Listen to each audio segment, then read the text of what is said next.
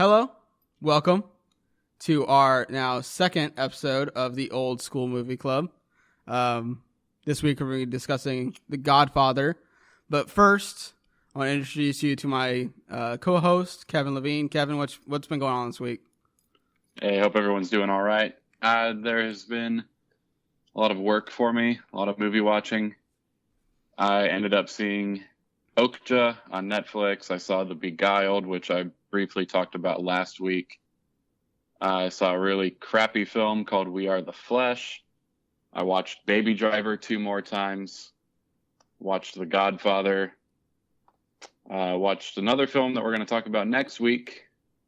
And I also saw Spider-Man Homecoming. Yeah, so Beguiled, you said that you'd seen that already, right? This is your second viewing, or is this your first viewing? No, that was my first viewing of The Beguiled. So what did you think of Beguiled then? Beguiled was magnificent. Was it good? So, it's beautiful. The cinematography is some of the best I've ever seen. It's hauntingly gorgeous. There are still shots all throughout the film that are captivating and hypnotically beautiful. There's a southern school for girls in this movie, and the facade of the building looked like the Haunted Mansion attraction at Disneyland out in California. So now, these past 3 weeks, we've gotten Spider-Man, Homecoming, Baby Driver. And is The Beguiled a new release, or is it kind of older? Yeah, no, The Beguiled is a new release as well. So you've got those 3 releases in the past 2 weeks. Yeah. That's pretty good.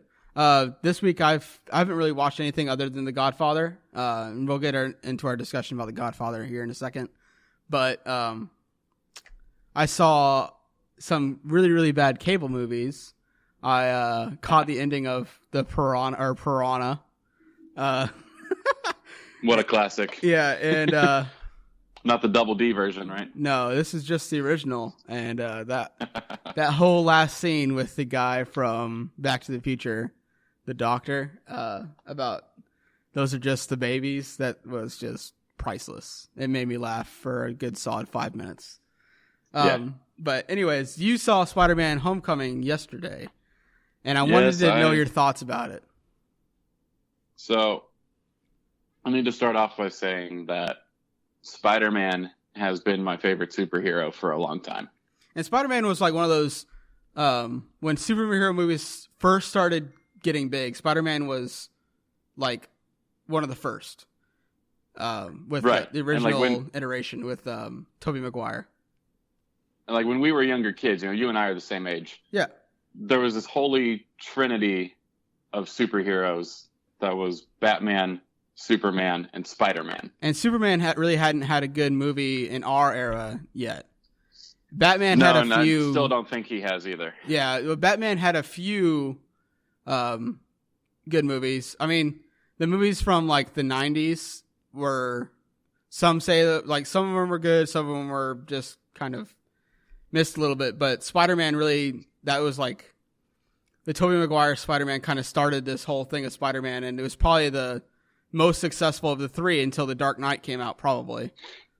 Yeah, and since I'm such a huge fan of Spider-Man, I've always been extremely critical of these Spider-Man films. And I own copies of the Tobey Maguire Spider-Man trilogy. And I thought Spider-Man 1, Spider-Man 2 were really good. And then Spider-Man 3 kind of fell off. Yeah, well, emo Spider-Man kind of didn't do it for me. Yeah, well, I have a little soft spot for emo Spider-Man because that was just funny to watch. Yeah. So what's your ranking? Before Spider-Man Homecoming, what was your ranking of Spider-Man movies? Was it 1, or was it 2, 1? Like my ranking would be 2, 1. I never saw The Amazing Spider-Man, so I can't really say anything about that. I didn't like... but I heard Amazing Spider-Man 1 was really, really good, and then it just kind of failed to follow it up with 2. So it'd probably be 2, 1, Amazing Spider-Man 3, and then Amazing Spider-Man 2 is on most people's lists. My ranking is, I did not like Andrew Garfield as Spider-Man whatsoever. So you didn't like it at all? So you'd put 3 you'd put 3 ahead of Spider-Man, Amazing Spider-Man? Yeah, I'd put I'd go Spider-Man 2, Spider-Man 1, Spider-Man 3, and then Amazing Spider-Man 1 and Amazing Spider-Man 2. Okay. Would be my ranking before seeing Homecoming. So where does Homecoming fit on the list? No disrespect to Andrew Garfield, because he's an extremely talented actor, but he was not right for Spider-Man. He did not nail that Spider-Man Peter Parker. Yeah, well, Andrew balance. Garfield's like a good-looking guy. He doesn't he's not that like you cannot believe Andrew Garfield as the nerd in high school. No. It's just not believable. But you can believe it with Tom Holland. Yeah. Well, I mean, he's like a scrawny kid, and Tom Holland, he's this scrawny kid. He's like 21 years old, I believe. He's 21? I believe he's only 21. He looks...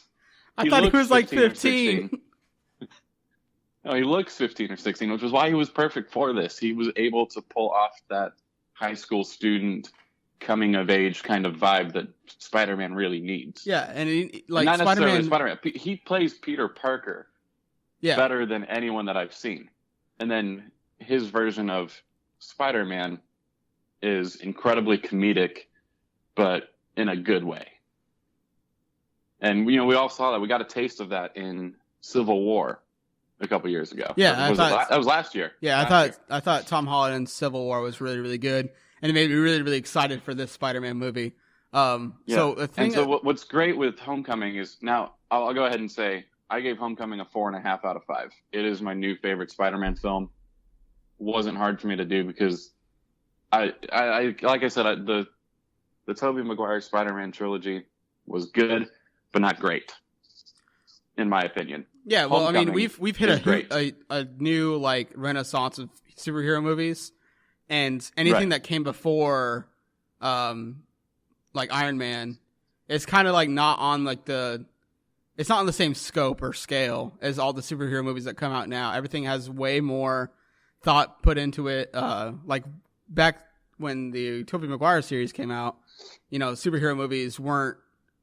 They weren't a sure thing. They might make some money in the box office, but they weren't a sure thing to be these smash hits. And I mean, The Dark Knight was really the film that put superhero movies back on the map. Yeah.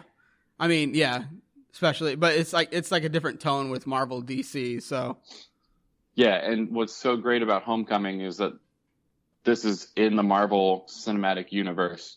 And it's, when you watch the film, they do not hide that. They don't shy away from that. They make it extremely obvious that, hey, you're back in that same universe with Cap and Iron Man and Thor and everyone else.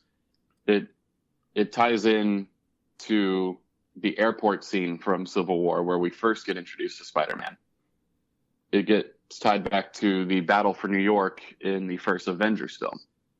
And you see how those events from those films affected the events of Homecoming and why the characters in Homecoming have the stories they have and why they do what they do.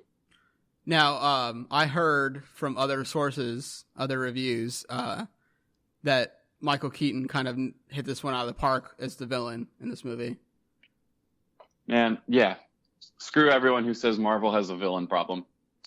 Now, they're still not as good as the villains have been in DC generally. Wonder Woman's villain wasn't incredible, but this isn't Heath Ledger's Joker. But Michael Keaton playing the Vulture is my second favorite villain we've seen in the Marvel Cinematic Universe, behind Loki. And not a main, not a giant villain in the Spider-Man comic universe. No, he's not. This is a Venom. very minor He's not villain. Green Goblin. He's not Doc Ock. He's not. There's mentions of the Sinister Six in this film, but he's not connected to them at first. See, that's not a spoiler alert, so don't worry about that too much. Because if you know the comics, if you know the source material, that's already a thing. So what made Spider-Man 2 the best before is because the villain in Spider-Man 2 was amazing and kind of propped up the whole movie. And I think that's Marvel's kind of going the right way, but usually their villains are kind of don't really have that much depth and stuff like that. But you can't underestimate like a good villain in a movie, like how much that can help you. Just like with Spider-Man Homecoming, it seems it kind of lifts up the whole thing and it mirrors like Tom Holland's performance, Right. And with Michael Keaton, I mean, his Vulture's story arc in this film is full of twists that you do not see coming. And it's surprising and at times emotional, but in a good way. Stick around for the post-credit scenes. There's one, it's like 2 minutes into the credits, and then there's another one at the very end of the credits. I'll say nothing about them, but you need to see them both because they're both great scenes. All right. Well, that is the review for Spider-Man Homecoming, I guess. And I'm going to go see that very, very soon. I'm really, really excited about it. Spider-Man is one of my favorites, like from growing up. The Spider-Man animated series, top notch. But let's go back a ways, Kevin, to the 1970s. How far back you want to go? To the 1970s. Let's talk about The Godfather. And I'm just going to say it right up front, like this. I had expectations going into the movie. It wasn't like I didn't take the expectations that this was going to be the best movie of all time, but my expectations were that it's going to be very, very good, and this blew my expectations way out of the water. I was not expecting like what The Godfather was. Like, what do you think about it?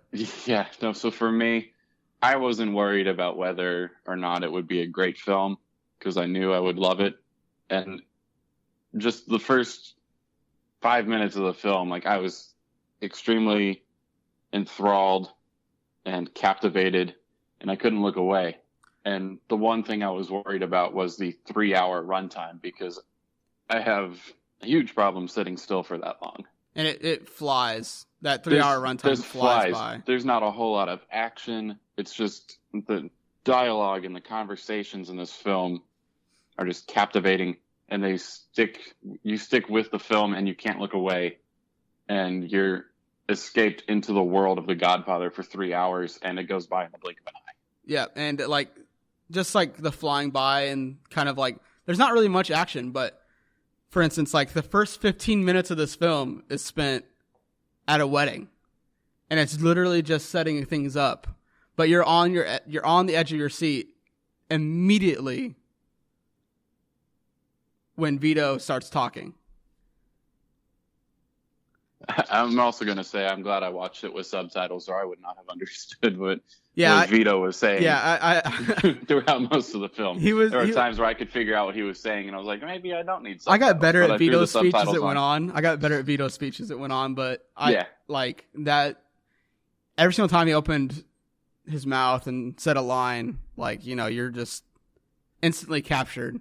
Instantly believable that could be, this great Don of the mob, Yeah, and see, I had a tough time deciding between not watching the subtitles, or not watching with subtitles and using the subtitles. Because when there were subtitles, unfortunately with my Blu-ray version, the subtitles and the dialogue aren't 100% accurate to each other. Oh, really? There were some of the subtitles were paraphrased.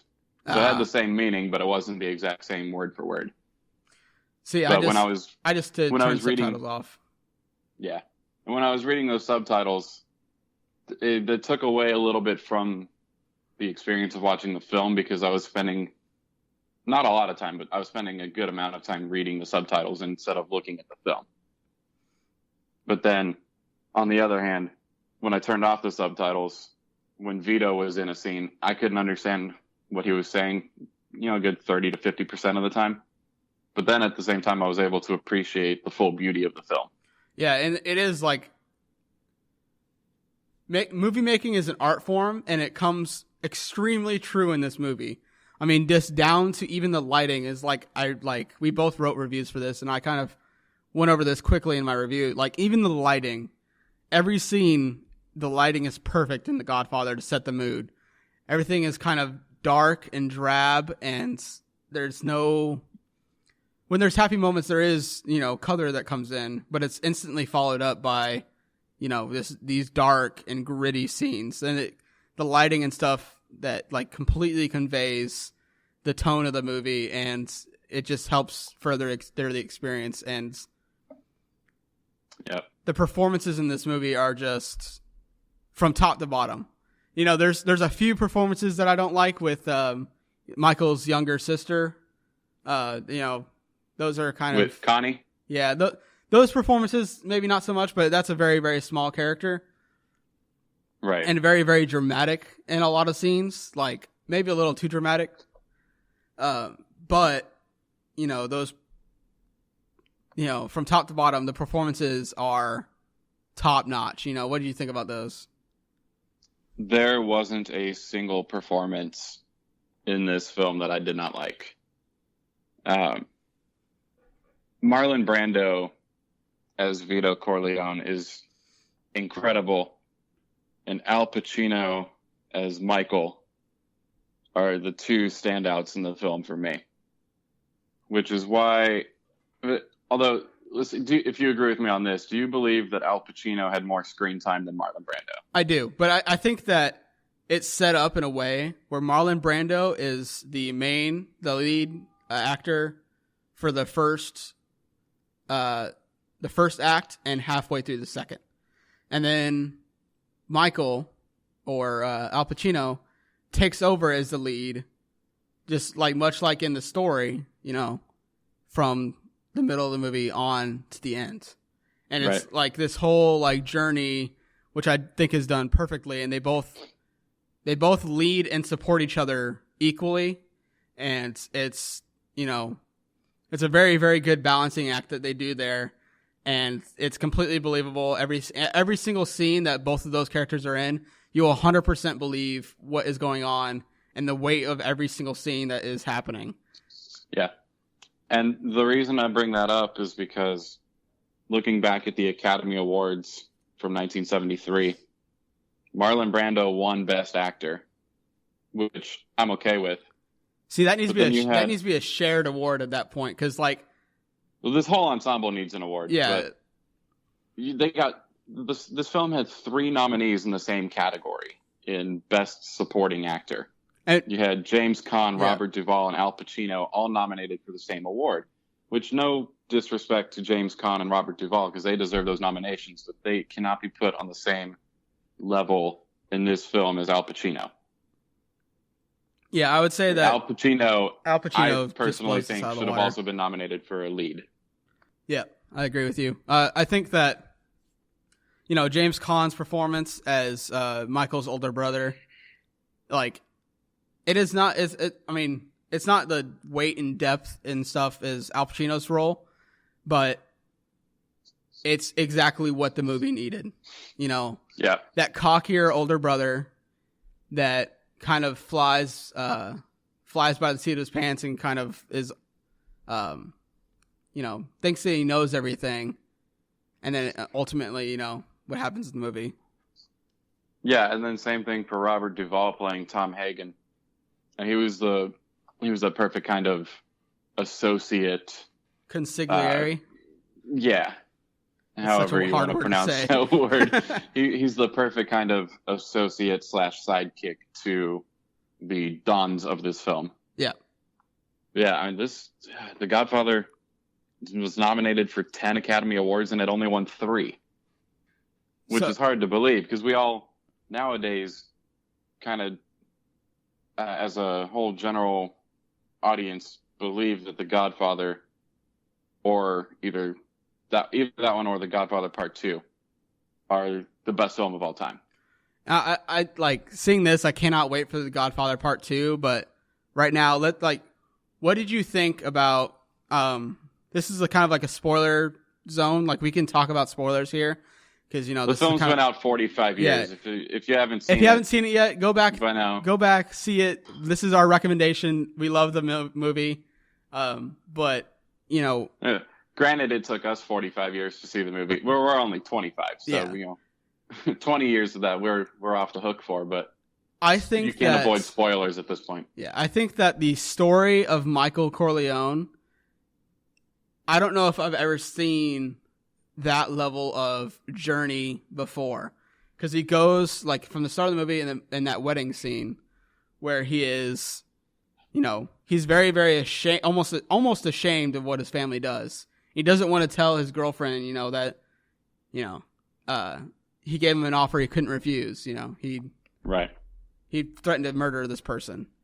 And slowly as it goes on, as his family needs him more and more and more, he just starts leaning towards his family and doing those kind of things. And at the end of the movie, he is completely like his father was, if not even more shrewd and more calculative and more ruthless.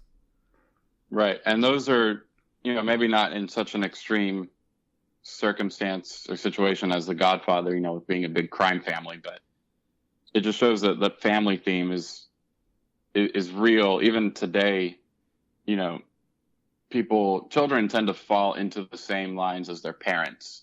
On occasion, people will follow a different track than their parents did, but a lot of times it's, whatever your parents do sets up what you do for life. And it can be very hard to get out of that same business, which you see with, inner city families who struggle with drugs and crime. A lot of those children end up falling into that same trap as well. Yep. And that's portrayed beautifully in The Godfather. And what is your favorite scene in this movie? Oh man. You tell us about yours first. Okay, I gotta think about that for my favorite scene is when Michael wins. That whole he's becoming the Godfather in a literal sense with his sister's child, and in a figurative sense in making sure all these enemies of his get their comeuppance. Right. That whole scene is done so perfectly, where he's actually becoming a godfather to a child and becoming the godfather to the mob family. It is a bloodbath, and it is very brutal, and it's very calculative, and this is where Michael takes that turn into becoming his father, and that was my favorite, by far my favorite scene in the whole movie. I think the two scenes that stuck out the most for me were kind of the two scenes where you see the demise of Vito.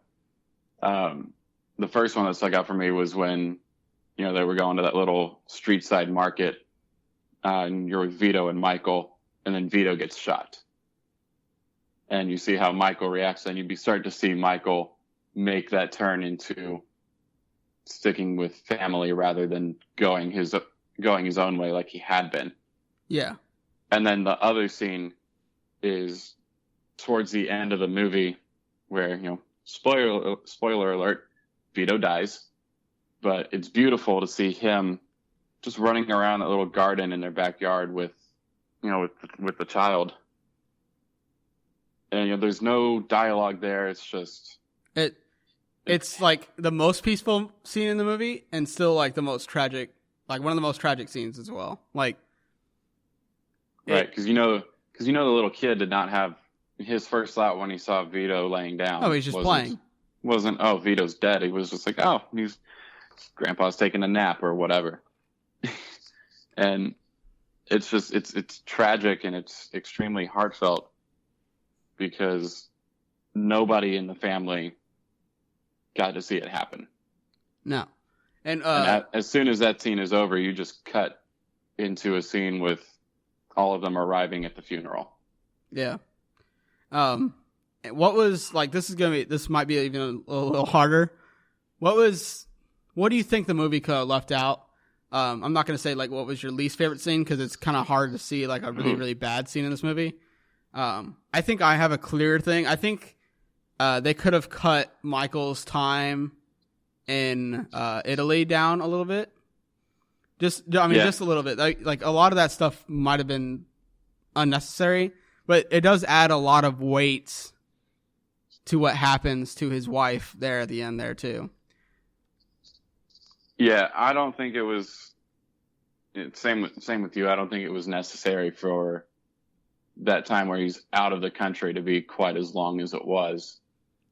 Not in terms of like, years that he was gone. Like that's fine, but just the runtime for that specific part of the film was a little unnecessary. And I had no feelings for the woman that he ended up marrying in Italy for that time. When the car that she was in, when the car exploded, I was just like, oh, well, she should have seen that coming. Yeah. I mean, I didn't feel anything about it. I felt like that part was a little, maybe cliche or unnecessary. But yeah. But it does add like a certain weight to like, oh, Michael's now going to go on this, like, he's going to go back and he's going to get them back for this. Yeah, it's a good turning point for Michael again, or more of a developing point for him. I just felt that character wasn't so necessary. All right, Kevin. Final thoughts on The Godfather. How does it hold up? And obviously we recommend it, but your final thoughts and how you think it holds up to current cinema. I still think this is a 5-star film today. I don't have any major negative things to say about it. There's, as we just said, sure, there's those little tiny things that we can maybe nitpick at, but it's not worth it to go back and remove those because the film is still absolutely incredible as is. Yeah, you said, like there's very, very small things that you can nitpick, but there's nothing large that stands out in this movie of being wrong. And I think it holds up 100%. And it looks a little like, obviously it looks older, but the way that they use lighting in this movie really makes it hold up that much better, because it's all, the way the movie looks all sets up the tone of the film too. And I think that's you don't see that in movies today. Not as much, at least. And not to that degree. Yeah. Another element that I love that adds to the tone and the realism of this film is that for a majority of the film, it doesn't have a score. Yeah, it's very silent. It's very quiet. The conversations feel real because you don't have some sort of dramatic score or something playing in the background. It's very haunting too, because it's like that old cliche. It's quiet, too quiet, kind of like dread feeling. But anyways, we could literally talk about The Godfather for probably a few hours. But final thoughts for me, I think The Godfather is 5 out of 5. Completely holds up. If you haven't seen it before, go see it right now. Go rent it for $1 from Family Video. Go buy it online. Do something. Go etch out 3 hours of your day and go watch it. I paid $25 for the Blu-ray box set at Best Buy. It's so worth it. That'll come in handy when we see part 2. Man, I could pay $25 for just this one film by itself on Blu-ray, but I got all 3 of them. All right. So that's The Godfather. And now onto something I'm a little bit less enthusiastic for. You've kind of already seen the movie. You saw it in theaters yesterday. But we're talking 2 nights ago. Yeah, we're talking about Jaws. And this is like where The Godfather, I was almost positive that I was going to like, and almost positive that I was going to hold up. Jaws, I don't know if this is going to be that for me. I am very, very skeptical about Jaws' 95 on Rotten Tomatoes score and all that stuff. I'm very, very skeptical of that. I will say, the reason I went ahead and saw it ahead of time instead of waiting till next week before the episode is because I had the chance to see it in theaters. Yeah, that kind of adds probably a new, different element as well. And we'll talk about that element next week. Yeah, I didn't have distractions that you might have. So going into this, though, pretend that you haven't seen it yet. Going into this... I've never seen it before. Yeah, I mean, not seeing the Jaws either, this is another point. people can get if you have never seen The Godfather, because it's, you know, it's a long movie. They don't play it on TV or anything like that. But not seeing Jaws, which I think has a pretty regular running on television, like you can flip through the channels and see Jaws there every once in a while, is kind of like less forgivable, but also more so in a way because I'm almost positive that this is going to be very, very cheesy to me.